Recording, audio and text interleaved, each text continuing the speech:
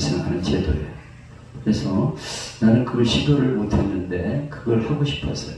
대부제도, 대모제도. 그래서 대부님, 대모님 그래요. 가톨릭 신자들은 이런 것들이 우리 교회 안에도 필요합니다.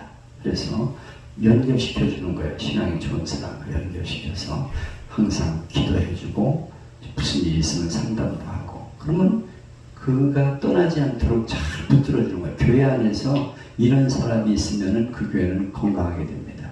그래서 관심을 가지고 늘 기도하고 사람을 보살펴주고 상담할 일이 있으면 같이 상담해주고 이런 제도가 있어야 한다는 것이죠. 바로 그런 교사들이 필요합니다. 나는 영적인 아버지다 이런 마음을 가지고 영적인 어머니다 이런 마음을 가지고 돌보는 교사들이 돼야 하고 셀리더와 목회자들이 그렇게 돼야 한다는 거예요. 영적인 부모의 마음을 가진 그런 교역자가 돼야 한다. 그래서 저는 항상 목회를 할 적에 나는 영적인 아버지다, 영적인 어머니다 이런 마음으로 성도를 대하니까 하나하나가 귀한 거예요. 저 사람은 우리 교회 교인이다 이렇게 생각하지 않고 영적인 나의 자녀다. 아무리 나이가 많아도 영적으로는 나의 자녀인 거예요. 그래서 나의 아들이다, 나의 딸이다 이런 마음을 가지고 항상 대하는 거죠. 그러면 부모가 자기 자식에게 대하는 것처럼 사랑으로 대하게 돼요. 말도 그렇게 대하게 되고 관심을 가져주게 되고 그렇게 이끌게 되는데 그런 마음이 오늘 교역자들에게 필요한 마음이라고 생각해요. 그래가지고 마음에 안 들면 막 싸움 소리 하가지고 나가라고 그러는 사람도 있어요. 그러면 교회는 망가지는 겁니다. 목회자가 그렇게 하면 안 돼요.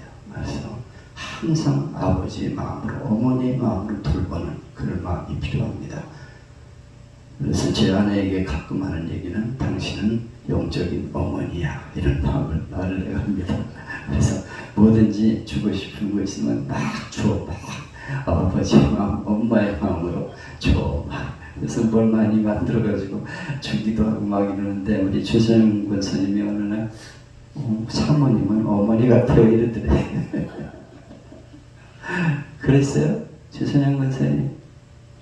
좋으신가 봐. 저분이 뭐 반찬인가를 주니까 어머니 같다고 그렇게 말하더라는데 그런 마음이 사실 교역자에게 있어요. 사모에게도 있어야 되고요. 이런 마음으로 성도를 돌봐야 성도들이 그 교회에 잘 사람으로 정착하게 되는 것입니다. 나는 이런 마음을 가지라고 교사들에게 교역자들에게 강조하고 싶어요. 영적인 아비의 마음과 어미의 마음을 가져야 한다. 이런 마음으로 목회를 하고 그렇게 돌보는 교사가 될 때 건강한 교회가 되게 되는 것입니다. 높은 뜻 숭의교회를 담임했던 김동호 목사님 글에 나오는 얘기인데요. 그 목사님이 영락교 교육부를 담당하고 있을 때 우리나라에서 제일 주일학교 중에 많이 모인다는 부산 서북교회 교역자 한 명을 초대해서 초청해서 강습회를 열었어요. 교사 강습회. 이야기를 들어보니까 그 교회는 교재가 없어요. 뭐 공과책 이런 게 없고 율동도 없어. 그냥 아무것도 없어. 담임 목사님은 밤낮 교리만 말씀하는 연세 많은 늙은 목사님인데 선생님들이 목사님 설교를 다 듣고 노트에 필기를 해가지고 그걸 주일날 아이들에게 가르친다는 거예요. 그러니까 담임 목사님의 설교가 그대로 아이들에게 전달이 되는 거예요. 그래서 항상 목사님이 말씀하시면 그 말씀을 아이들에게 가르치는 그런 일을 하고 있다는 것입니다. 그 교회는 학년 제도가 없어요. 교회 교사가 전도하는 학생이 1학년이든 6학년이든 그 교사에 발휘됩니다. 그래서 1학년부터 6학년까지 가르쳐. 내가 전도한 사람은 다 내 제자야. 그래서 뭐 어떤 반은 막 30명, 40명도 모여. 열심히 전도하고 걔가 또 다른 애를 전도하고 하니까 얼마나 마음이 커집니까? 그래서 굉장히 그렇게 교회가 부흥하다는 거예요. 최소한 교회에 5명을 전도해와야 정식교사를 임명한다는 거예요. 임시교사야 그냥 그 전에는. 그랬다가 5명 전도하면 한 반을 만들어주는 거예요. 얼마나 열심히 전도하겠어요. 보조교사로 있다가 나도 정식교사가 돼야 된다 그러고 막 전도해가지고 5명 되면 한 반 딱 띄워주는 거예요. 그래가지고 이제 그 아이들은 이제 1학년에서 6학년까지 자기가 전도한 애들은 다 가르치는 거죠. 그리고 그 애가 전도해오면 또 그 반이에요. 영락교회 중등부 교육전도사 한 분이 그 교회를 연구하라고 가르쳐 부산으로 보냈습니다. 그랬더니 토요일에 교회에서 주무시는 교사들이 굉장히 많더래요. 토요일날. 주일 아침 일찍 일어나서 신방하려고 아예 교회에서 잠을 자고 아침이면 아이들을 가서 모아온다고 합니다. 그래서 쫙 이제 다 데리고 오는 거죠. 어디로 나와 그래가지고 쫙 데리고 나오고, 안 나오는 애가 있으면 그 아이들이 또 빨리 가서 야 빨리 일어나야지 뭐하고 있어 그래가지고 데리고 나오는 거예요. 그래가지고 이제 교회에 아이들을 데리고 나오는 거죠. 저도 주일학교 교사로 아이들을 가르칠 적에 우리가 옥산에서 한 5리 정도 떨어져 있는데 예배 시간 되면 그 아이들이 손을 잡고 우리 집으로 몰려와요. 그래가지고 선생님 그래가지고 같이 손을 잡고 교회까지 가면서 찬송을 부르고 막 그랬어요. 그때가 지금 아이들이 지금 어른이된 우리 이정숙 전도사의 또래 사람들이 참 기억이 남는데, 그때 친구들 같이 양집에 멀리 옥산 집에까지 들판을 가면서 찬송을 부르고 노래 부르면서 갔던 때가 제일 기억이 납니다. 그렇게 말합니다. 이렇게 하니까 교회가 부흥될 수밖에 없어요. 교회 학교가 살아날 수밖에 없습니다. 이런 제도가 우리 교회 안에 필요하다고 난 생각해요. 그래서 교회가 이런 제도로 5명 전도해야 교사로 임명하고, 그 아이는 1학년부터 6학년까지 다 한방 쫙 얼마나 기쁘겠습니까? 내가 전도한 애들이 100명 된다고 생각해보세요. 어마어마한 거지 뭐. 왜냐하면 한 사람이 또 다른 애를 데려오거든요. 이거 100명도 가능한 거예요. 이거 엄청난 거죠. 수천 명이 모이는 거예요. 교회 학교 아이들이. 이런 교회가 이상적인 교회가 되는 것이죠. 어려서부터 하나님 말씀을 배우는 게 얼마나 중요한가를 보여줄 얘기가 있는데요. 기네스북은 세계 최고의 사건을 기록해놓은 책이에요. 근데 미국의 일리노이주의 다브라고 하는 사람이 기네스북에 올랐어요. 이유가 뭐냐면 57년간 주일학교 교사를 개근했다는 거예요. 57년간 개근했다니까. 57년간 신앙생활하는 것도 쉬운 게 아닌데 57년 동안 주일학교를 한 번도 빠지지 않고 개근하면서 아이들을 가르쳤대. 이야, 어마어마한 일이죠. 나중에 이제 완전 노인이 돼가지고 또 아이들을 가르치는 거예요. 1932년 다보시가 나이가 들어 교회학교 은퇴 겸 생일 축하잔치가 열리게 되는데, 그때 그는 4통의 편지를 받습니다. 한 통은 중국에 나가 있는 선교사, 자기가 가르친 제자고요. 또 한 통은 미 연방은행의 총재, 연방은행 총재가 됐어. 그 아이에서, 그 사람에게서 왔고, 또 한 통의 편지는 후보 대통령의 비서실장, 또한 마지막 4번째 편지는 후보 대통령에서 온 편지예요. 그러니까 친구끼리 비서실장 하면서 같이 이렇게 정치활동을 한 거죠. 편지가 오게 된 내용은 어느 날 다보시가 길을 가다가 놀고 있는 4명의 아이를 발견하고 그들을 전도해서 주일학교로 데려갑니다. 그들은 아주 가난한 아이, 열악한 환경에서 자라서 형편없는 아이들, 옷도 아주 형편없이 입고 먹는 것도 제대로 못 먹고 그런 아이들인데 얘들을 전도를 했어요. 자, 교회 가자, 이도가 교회 가. 그래가지고 데려온 거예요, 그 아이들을. 그래가지고 하나님 말씀을 가르치면서 꿈을 심어주고 용기를 심어줬어. 하나님 함께 하시면 너 훌륭한 사람 될 수 있다.